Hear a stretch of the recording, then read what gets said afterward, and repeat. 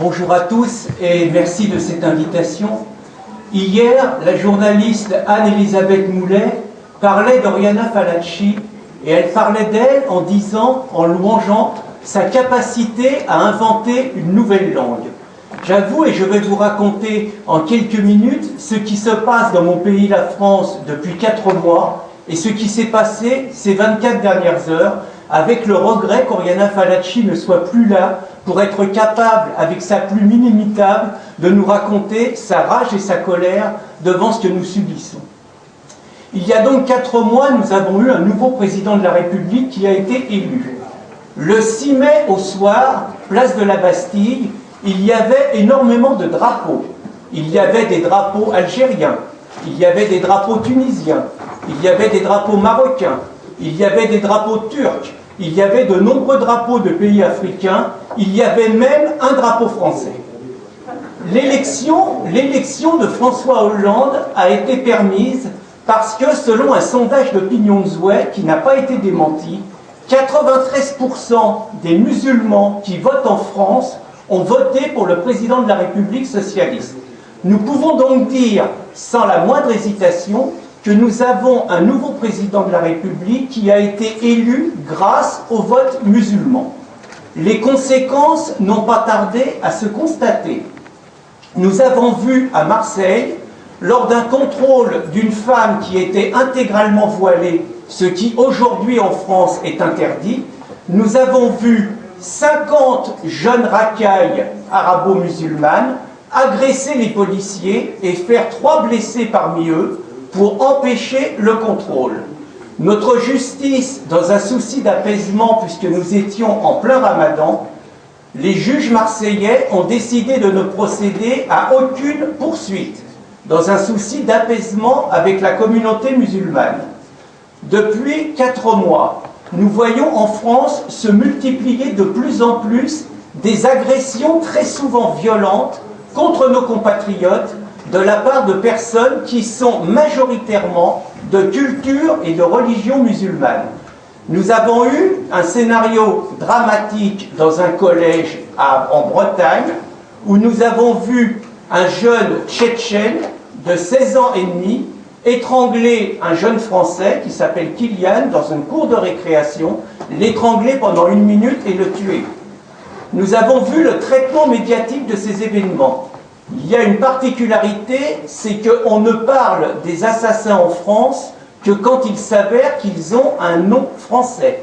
Nous constatons par contre que dès qu'ils ont un nom d'origine arabo-musulmane, immédiatement le nom est transformé dans les médias.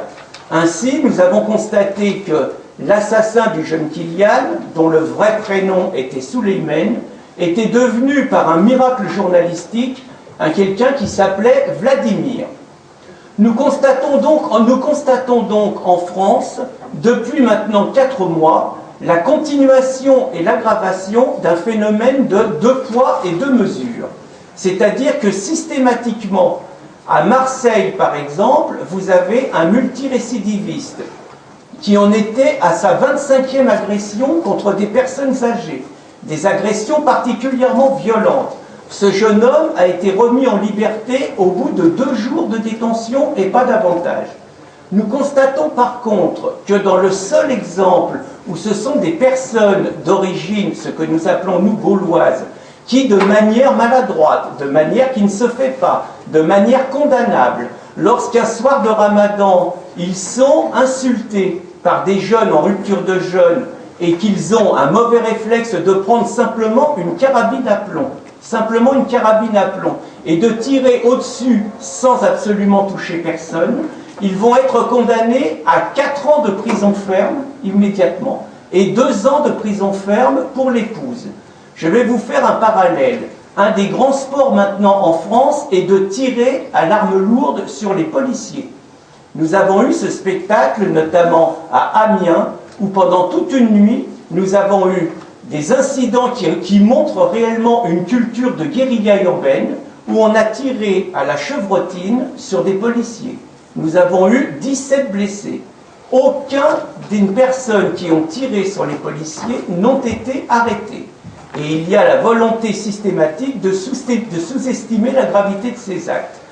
Nous constatons par contre, toujours dans le deux poids et deux mesures, que la majorité des cimetières profanés, la majorité des lieux religieux qui sont agressés, la majorité des lieux religieux qui sont détériorés sont les églises catholiques.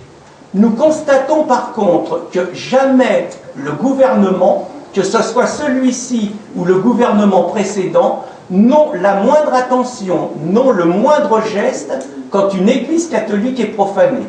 Par contre, nous constatons que quand il s'agit d'une mosquée, immédiatement les dirigeants français se mettent à genoux, se prosternent et demandent pardon à la communauté musulmane. Nous avons vu par exemple à Perpignan des personnes mettre simplement une tête de cochon devant une mosquée, devant l'entrée d'une mosquée. Il n'y a eu ni dégradation, ni agression physique de quiconque. Et pour autant, le ministre de l'Intérieur, Manuel Valls, a été présenter ses excuses à la communauté musulmane, lui qui ne dit jamais rien quand une église est vandalisée ou quand des croyants, quand des catholiques sont agressés près des églises. Il a été là présenter ses excuses à la communauté musulmane et a été rompre le jeûne du Ramadan. Pour un ministre d'une république laïque, c'est indigne, en compagnie des musulmans. Je voulais vous parler de ce qui s'est passé en France ces 48 dernières heures. Nous avons eu 3 enseignants agressés dans des écoles de la République. À chaque fois, l'origine des agresseurs est exactement la même. À Bordeaux, nous avons eu un enseignant qui a été frappé par un élève de 17 ans, d'origine marocaine, parce qu'il a fait un cours sur l'islam où manifestement il n'aurait pas tenu les propos qu'attendait l'élève. Donc l'enseignant a été violemment frappé. Il y a une attitude extraordinaire de la part de cet enseignant qui non seulement n'a pas un mot contre la religion à laquelle appartient son agresseur, mais qui a expliqué sur toutes les antennes que le véritable problème de la France était l'omniprésence de l'Église catholique et la conception laïco-catholique de notre pays. Nous avons également 2 autres enseignants qui ont été agressés, exactement de la même façon, soit par un parent d'élève, soit par un élève, et dans les 2 cas, il y a le refus total de déposer plainte et quelque part de réagir avec l'importance, avec la hauteur que mérite ce genre d'agression. Nous sommes dans un pays où la cathédrale de Saint-Denis, la cathédrale des rois, est envahie depuis 24 heures par ce qu'on appelle des clandestins mal logés, qui réclament à la France le droit d'être logés correctement. Naturellement, ils ne vont pas envahir une mosquée. Naturellement, ils ne vont pas envahir un autre édifice religieux. Celui qui est envahi, c'est la cathédrale de Saint-Denis. Imaginez ici, à Florence, que vous ayez des clandestins, des immigrés en situation irrégulière, qui se permettent d'envahir la cathédrale de Duomo. C'est exactement à cela que nous sommes confrontés. Nous avons enfin vu ces dernières heures, donc dans les rues de Paris, mais également dans les rues de Bruxelles, des manifestations suite au film L'innocence des musulmans, des manifestations remettant en cause le droit à la libre critique de tous les dogmes, donc de toutes les religions, et donc à partir de là de la religion musulmane. Nous avons vu que la conception de ces gens-là était que la liberté d'expression doit s'arrêter là où commence la liberté des croyants.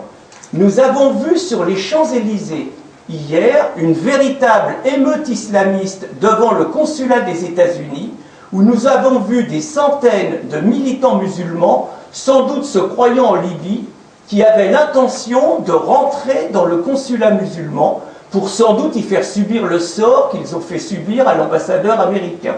Il y a eu des incidents, il y a eu plusieurs policiers blessés, nous en sommes à une centaine de musulmans arrêtés. Connaissant les traditions du pays, il faut s'attendre à ce qu'ils soient relâchés dans les prochaines heures sans absolument aucune poursuite.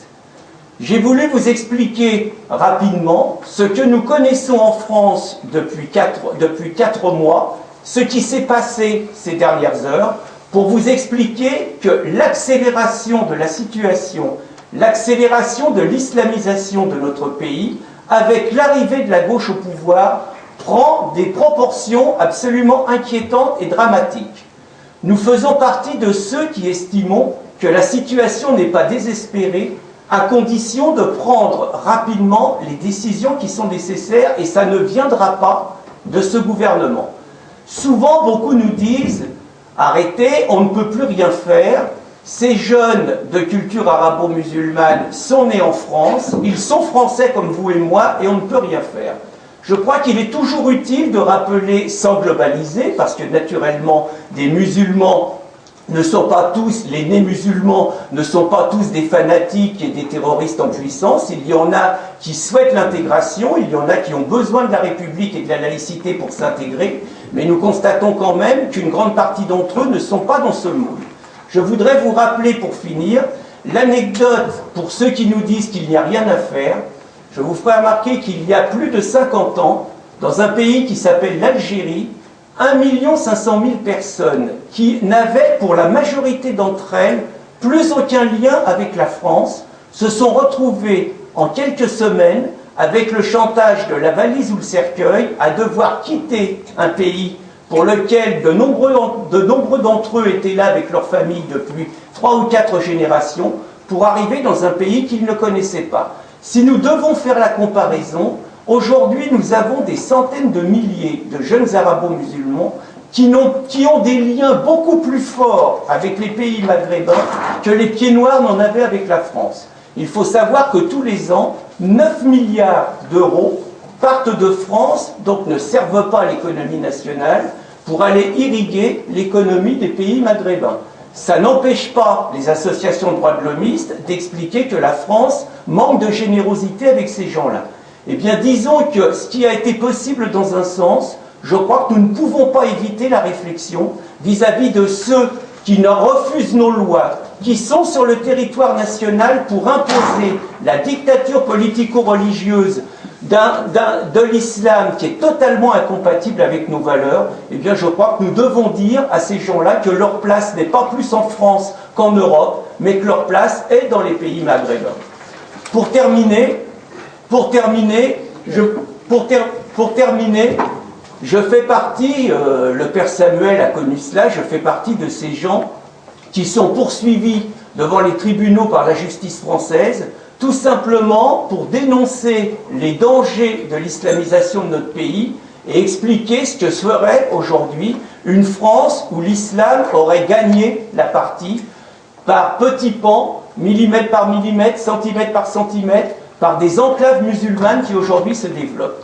Pour ces raisons-là, nous avons des associations antiracistes qui considèrent que toute critique de la religion musulmane est un racisme larvé, est un racisme déguisé, et qui, s'appuyant sur des lois liberticides, traîne devant les tribunaux tous les véritables patriotes qui cherchent à défendre les valeurs démocratiques de notre pays. Eh bien, nous avons écrit que ça serait eux ou nous. Nous avons écrit eux ou nous avons dit qu'il ne pouvait pas y avoir de cohabitation et que forcément une logique devrait l'emporter sur l'autre. Eux, ce sont les fanatiques, ce sont les terroristes islamistes, ce sont les intégristes musulmans qui veulent absolument imposer la charia en France. Et nous, ce sont les amoureux de la liberté, les amoureux de la démocratie, les amoureux de la beauté, les amoureux de l'amour, les amoureux de la liberté de conscience, les amoureux de la liberté d'expression, les amoureux de la démocratie, les amoureux d'une civilisation où on peut aimer la personne de son choix, quel que soit son sexe, quelle que soit la couleur de sa peau, quelles que soient ses origines, quelles que soient ses croyances. Eh bien, nous considérons que notre devoir, c'est de tout faire pour que ce soit nous qui gagnions. Je vous remercie.